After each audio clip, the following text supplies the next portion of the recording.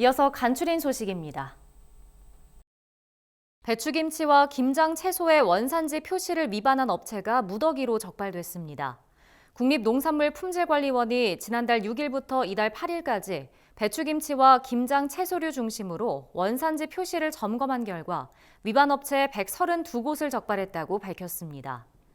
농관원은 이번 점검에서 배추김치 제조 판매 업체를 포함한 24,065곳을 점검했습니다. 위반 품목은 배추김치가 112건으로 가장 많았고 고춧가루가 19건, 당근, 생강이 2건으로 뒤를 이었습니다. 농관원은 위반 업체 가운데 원산지를 거짓 표시한 84곳을 형사 입건했습니다. 농림축산식품부가 15일 경마 온라인 막권 발매 시범 운영을 개시했습니다. 온라인 막권은 경마장이나 장외 발매소에 방문하지 않고 본인 명의의 모바일 기기로 구매할 수 있습니다. 이 같은 온라인 발매는 로또와 스포츠토토 등에서 이미 운용되고 있습니다. 농식품부는 지난 6월 한국마사회법 개정으로 온라인 막권 발매 제도를 도입했고 내년 6월 시행에 앞서 시범 운영에 들어간다고 밝혔습니다. 구매 가능 연령은 21세 이상으로 제한되고 대면 등록센터에서 본인 명의의 기기 등을 등록해야만 서비스를 이용할 수 있습니다. 시설농가의 에너지 비용 부담 완화를 위해 민관이 협력하기로 했습니다. 최근 고유가 상황이 지속되면서 고효율 에너지 시설을 보급해야 한다는 목소리가 커졌지만 시설 설치비 부담으로 보급 확대에 어려움이 있었습니다. 이에 농식품부는 13일 한국동서발전, 대상과 업무 협약을 맺고 시설 농업 분야 에너지 시설 투자 모델을 확정했습니다. 이번 협약으로 두 기업은 농가의 냉난방기 설치비 부담을 덜어주면서 탄소 배출권을 얻어 투자 비용을 일부 회수하게 됩니다. 농식품부는 앞으로도 신규 투자 기업을 적극 발굴해 농가의 에너지 비용 부담을 줄여나갈 방침이라고 말했습니다. 앞으로 식품업체가 소비자에게 알리지 않은 채 제품 용량을 줄이면 3천만 원 이하의 과태료가 부과될 수 있습니다. 공정거래위원회는 13일 이 같은 내용을 포함한 슈링크플레이션 대책을 발표했습니다. 이는 앞서 일부 식품업체들이 가격은 그대로 둔 채 제품 용량을 줄이는 꼼수 가격 인상으로 논란이 일자 그 대안으로 마련한 것입니다. 이번 대책에 따라 앞으로 주요 생필품의 용량이 변경되면 포장지나 제조사 누리집 등을 통해 알려야 합니다. 이 같은 의무를 이행하지 않고 용량을 줄이면 소비자 기본법에 따라 최대 3천만 원 이하의 과태료를 물 수 있습니다. 농촌진흥청이 최근 2023년 농식품 수출 기술 지원 성과 확산 대회를 개최했습니다. 이번 행사에선 수출 농업 우수 사례 경진 대회와 농식품 수출 기술 지원 시상식이 함께 진행됐습니다.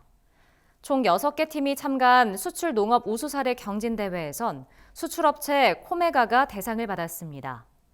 또 농식품 수출 기술 지원 시상식에선 정도욱 경북 상주시 농업기술센터 지도사가 농림축산식품부 장관상을 받았습니다. 농진청은 수출 농업 우수 사례와 농식품 수출 기술 지원 성과를 정리해 관련 기관과 공유할 계획이라고 밝혔습니다.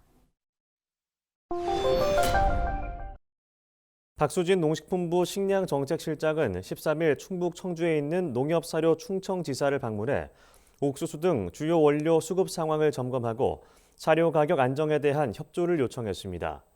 이번 방문은 최근 국제 곡물 가격과 환율 하락분이 사료 가격에 적절하게 반영되고 있는지 살펴보기 위해 이루어졌습니다.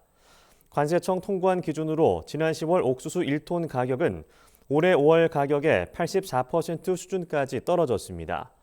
농협사료는 지난해 말부터 인하 요인이 생길 때마다 사료 가격을 조정했다며 앞으로도 계속 선도적인 역할을 담당하겠다고 밝혔습니다.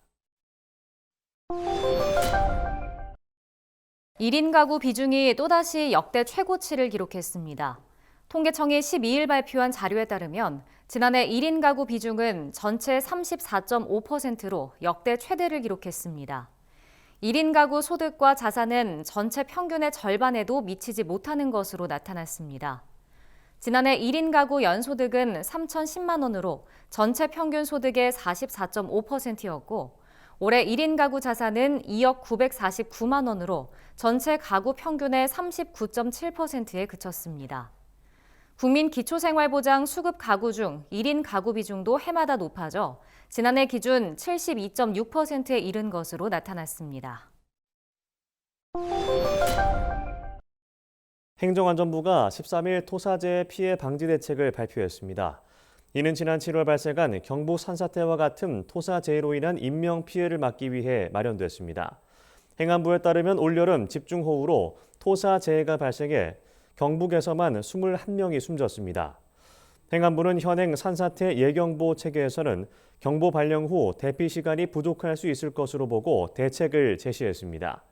이에 따라 현행 2단계인 산사태 주의보 경보에 예비 경보를 도입해 3단계로 운영하고 산사태 발생 확률을 등급별로 분류한 산사태 위험 지도를 개편하기로 했습니다.